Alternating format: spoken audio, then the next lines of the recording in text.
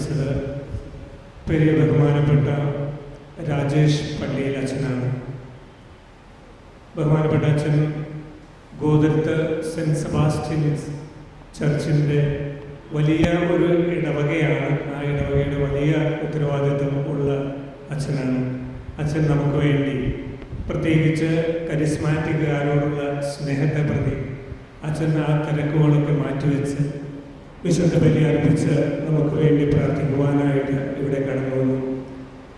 Paravur sub സോണിൻ്റെ പേരിൽ, ഇവിടെ കൂടിയിരിക്കുന്ന എല്ലാവരുടെയും പേരിൽ അച്ഛന് ഏറ്റവും സ്നേഹത്തോടുകൂടെ കരങ്ങളടിച്ച് നമുക്ക് നന്ദി പറയാം.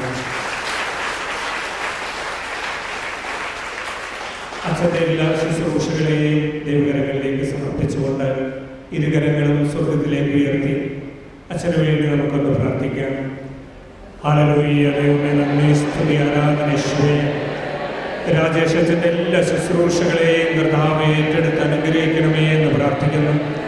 അച്ഛൻ്റെ തീക്ഷ്ണത കർത്താവെ എന്ന് കാണണമേ എന്ന് പ്രാർത്ഥിക്കുന്നു.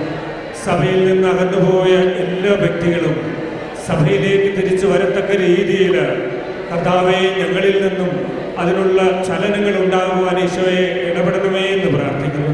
അച്ഛൻ്റെ ആരോഗ്യത്തെയും മനസ്സമാധാനത്തെയും ഒക്കെ സമർപ്പിച്ച് പ്രാർത്ഥിക്കുന്ന ഈശോയെ അനുഗ്രഹിക്കണമേ. Hallelujah, hallelujah, hallelujah.